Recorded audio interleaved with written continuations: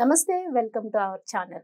ప్రస్తుతం మనతో ప్రముఖ ఆధ్యాత్మికవేత్త, ఆస్ట్రాలజర్ సత్యనారాయణ మూర్తి ముల్లపూడి గారు ఉన్నారు. వారితో మాట్లాడదాం. నమస్తే గురు. నమస్కారం. ఆది శంకరాచార్యులు వారు భిక్షాటంలో భాగంగా ఒక పేదరాలి ఇంటి ముందు నుంచుని అడిగినప్పుడు ఆమె ఇంట్లో పాపం ఏమీ ఉండవు. లేనప్పుడు ఆవిడ ఏం చేస్తుందంటే, స్వామి ఒక ఉసిరికాయని తెచ్చి, ఇదే అనుకో స్వామి, ఇది తప్పితే మా ఇంట్లో ఏమీ లేదు అంటే, అందులో ఎలా వివరిస్తారంటే, ఆవిడ కట్టుకోవడానికి కూడా చీర ఉండదు. చీర దండం మీద ఉంటే కనుక ఆవిడ ఉండి ఆ చీరను తెచ్చి ఉసిరికాయని ఇచ్చింది అన్నట్టు వివరిస్తారండి. ఆవిడ దుస్థితిని చూసి ఆది శంకరాచార్యుల వారు వెంటనే కరిగిపోయి అక్కడే నుంచుని లక్ష్మీ స్తోత్రం చదివితే కనుక ఆ లక్ష్మీ అమ్మవారు పరిగెట్టుకొచ్చి బంగారు ఉసిరికాయలు కురిపించింది అనేది. సో ఇప్పుడు మేము అంత దానాలు ధర్మాలు చేయలేమేమో, ఉన్నా సరే చేయలేమేమో, స్వార్థం, కానీ అయినా లక్ష్మి కావాలండి. సో లక్ష్మీ కటాక్షం కోసం నిజంగా అంటే ఆ బంగారు పుస్తకాలు మన నండూరి వారు కూడా చూపించారుగా ఉన్నాయి అక్కడ అని. సో అలా నిజంగా అటువంటి లక్ష్మీ కటాక్షం మాకు కూడా కలగాలి, లక్ష్మీ అనుగ్రహానికి పాత్రలు కావాలి అంటే ఎటువంటి రెమెడీస్ మేము ఫాలో అయితే లక్ష్మీ అనుగ్రహం కలుగుతుంది? అసలు ప్రపంచంలో సరస్వతి కటాక్షం కష్టంగా వస్తుంది, పార్వతీ కటాక్షం తొందరగా వస్తుంది, కష్టంగా వస్తుంది. అంటే ఆరోగ్యం రావడం, శక్తి అంటే పైలవాన్లు అవడం, చక్కగా దేహదారుణ్యం, ఈజీగా వచ్చేది లక్ష్మే. కానీ నిలబడదు కదా. చెప్తాను, అందరూ బ్రతుకుతున్నారు, ఎవరు ఏ పనులు చేస్తూ బతుకుతున్నారో తెలియదు. ప్రతి ఒక్కళ్ళకి అదొక విచిత్రమైన ప్రపంచం. అంటే లక్ష్మీ కటాక్షం క్రియాశక్తి అంటారు లక్ష్మిని, పార్వతిని ఇచ్ఛాశక్తి అంటారు, సరస్వతిని జ్ఞానశక్తి అంటారు. ఈ మూడు ఉంటేనే లక్ష్మీ కటాక్షం వస్తుంది. సరే, జగద్గురు అయినటువంటి ఆది శంకరాచార్యుల వారు భిక్షాటనకి చిన్న పిల్లాడిగా ఉన్నప్పుడు కాలడి అనే గ్రామంలో కేరళలో వెళ్తారు. వెళ్తే అక్కడ పరమ నిరుపేద అయినటువంటి ఒక బ్రాహ్మణ స్త్రీ ఉంటుంది. ఒకే జత బట్టలు ఉంది, అది ఉతుక్కోవాలా ఆరబెట్టుకోవాలా, రెండవది లేదు పాపం ఆమెకి. తర్వాత తినడానికి తిండే లేదు. అప్పుడు ఒక ఉసిరికాయ శివుడికి నైవేద్యంగా పెట్టింది. అయితే ఈ సన్యాస నియమం ప్రకారం ఏంటంటే, ఇప్పుడున్న మన దొంగ సన్యాసుల్లా కాకుండా కారుల్లో, ఏసీ కారుల్లో, బెంజ్ కారుల్లో తిరిగే ఈ వీళ్ళలా కాకుండా జగద్గురు అయినటువంటి ఆది శంకరాచార్యులు వారు సన్యాస నియమాలని కరెక్ట్గా పాటించేవాడు. సన్యాస నియమాలు ఏమిటంటే, ప్రొద్దున్న నుంచి సాయంత్రం అయ్యే లోపల భిక్షాటన ఒకసారి అడగాల, వాళ్ళు వేయకపోతే ఇంకా ఆ రోజు పసుతో ఉండిపోవడం, నెంబర్ 1. నెంబర్ 2, సాయంత్రం అయ్యేసరికి ఖాళీ చేసేయాలి ఊరు, ఆ ఊరు ఖాళీ చేసేయాలి. వీళ్ళేమో దుకాణాలు పెట్టేస్తున్నారు ఆశ్రమాలుండి. అలా కొన్ని నియమాలు ఉన్నాయి బ్రహ్మచర్యంతో పాటు ఇవన్నీ. సో ఇప్పుడు ఏమైందంటే, జగద్గురు అయినటువంటి ఆది శంకరాచార్యుల వారు పాపం ఆమె తీసుకొచ్చి, అరే ఈ చిన్న కుర్రాడు పాపం లంచ్కి వచ్చాడు అంటే భిక్షాటనకు వచ్చాడు, ఇప్పుడు నేను ఏదో ఒకటి వేయకపోతే ఈ అబ్బాయి ఇంకొక ఇంట్లో అడగడు, ఒకళ్ళనే అడుగుతాడు, అప్పుడు ఆ పసుతో ఉంటాడని త్యాగ బుద్ధి చూపించింది ఆమె. ఆమె తాను తినడం కోసం ఉన్నటువంటి ఉసిరికాయని దానం స్వామికి వేసింది. స్వామికి వేస్తే త్యాగం చేస్తేనే కదా, మరి సాక్రిఫైస్ చేస్తేనే గుర్తింపు వస్తుంది.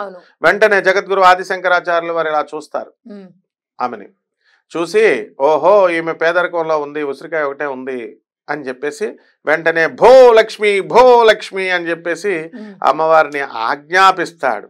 ఐశ్వర్యం ఈశ్వర ఆదిచ్చేత్. ఐశ్వర్యం ఎప్పుడు కూడా ఈశ్వరుడి చేతిలో ఉంటది, లక్ష్మీదేవి చేతిలో కాదు ఉండేది. లక్ష్మీదేవి బ్యాంకులో ట్రెజరర్ మాత్రమే, అంటే బ్యాంక్ క్లర్క్, డబ్బులు తీసుకుంటది, డబ్బులు ఇస్తుంది, అంతవరకే ఆమె.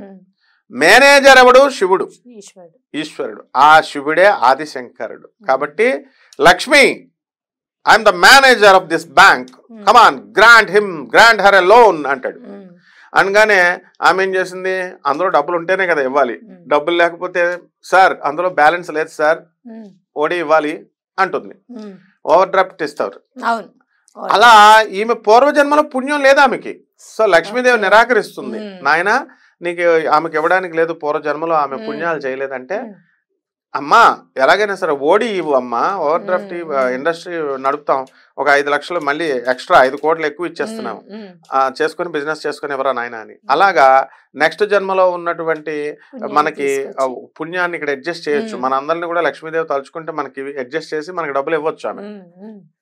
అప్పుడు ఆది శంకరాచార్యులు వారు అడిగారు కాబట్టి, మళ్ళీ అమ్మ ఇవ్వు చూడు, please oblige mummy, please oblige అంటాడు. స్తోత్రం చదివారు అని అనగానే చెప్తారు కదా. అప్పుడు కనకధారాస్తవమే అనమాట. అప్పుడు ఉమ్. లక్ష్మీ స్తుతి ఉమ్. చదివింది. ఉమ్. చదివితే లక్ష్మీదేవి ఏమంటుంది, నాయన ఆమెకి అర్హత లేదు కానీ నీ ముఖం చూసి నేను ఇస్తున్నాను అని చెప్పగానే అప్పుడు బ్యాంక్ మేనేజర్ చెప్పగానే సైన్ చేయగానే ట్రెజరర్ ఎలాగైతే బ్యాంక్ క్లర్క్ ఎలాగైతే ఇచ్చేస్తుందో అలా ఇచ్చేశారు.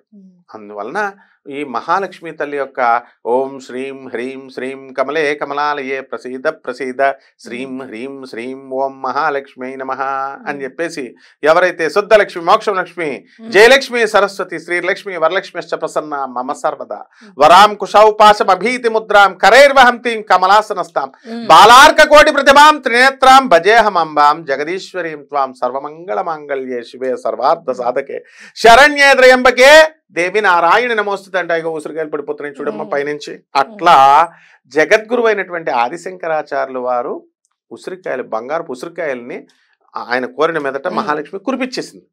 కురిపించేస్తే ఇప్పుడు కూడా ఉన్నాయి అవన్నీ కూడా కాలడిరి గ్రామంలో ఆమె వంశస్థుల ఇంట్లో ఉన్నాయి.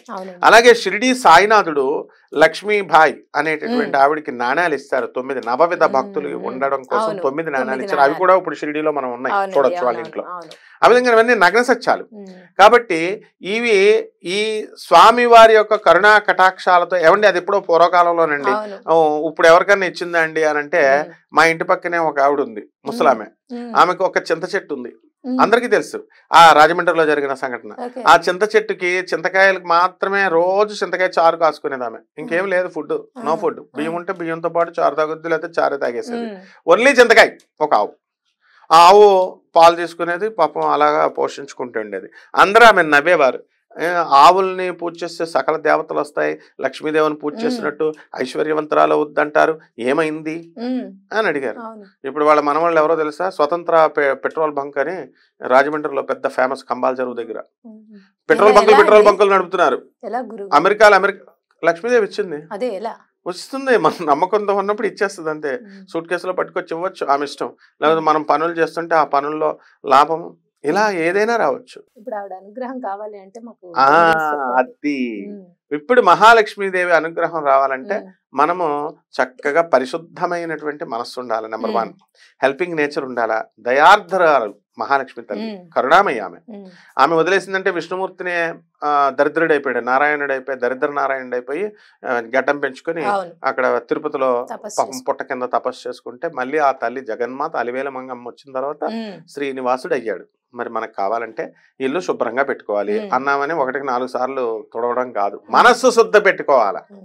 ఇళ్ళులన్నీ కూడా క్లీన్ గా చేయాలి అంటే మనస్సు అంతరాలలో క్లీన్ చేసుకోవాలని అర్థం. ఈర్ష్య, అసూయ, రాగద్వేషాలు, పిల్లల మీద అధికమైన ప్రేమ చాలా మందికి ఉంటుంది. నా కొడుకు అని ఇవి కూడా ఎంత లిమిట్ లో ఉండాలా అంతే ఉండాలా. పరోపకారం శరీరం ఇదం శరీరం, పరోపకారం చెయ్యాలి.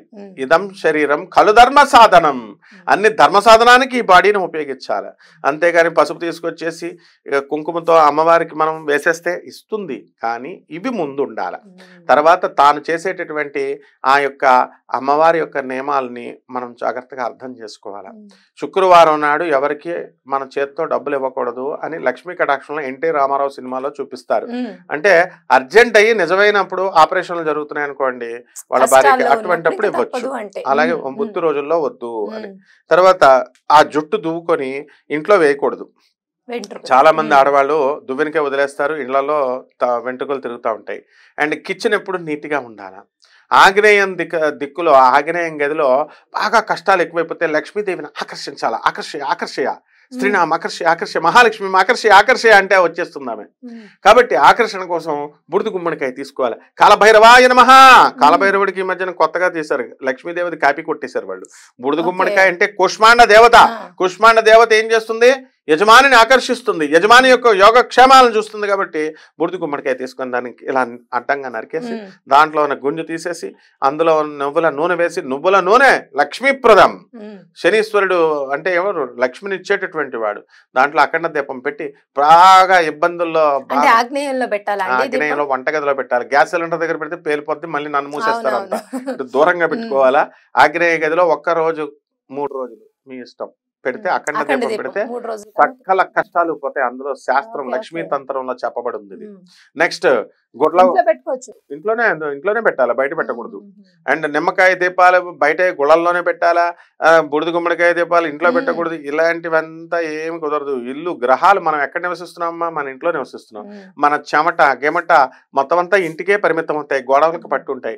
ఆ గోడలకు పట్టినటువంటి ఇక్కడ పూజ చేస్తున్నప్పుడు ఆ సాంబ్రాణి గుగ్గుళం పొగలేసేస్తాం, హోమాలు చేసేస్తాం, కలవ పువ్వులతో అమ్మవారిని పూజ చేసేస్తాం. అప్పుడు ఆ గోడలకు పట్టినటువంటి ఆ వాసనలన్నీ కూడా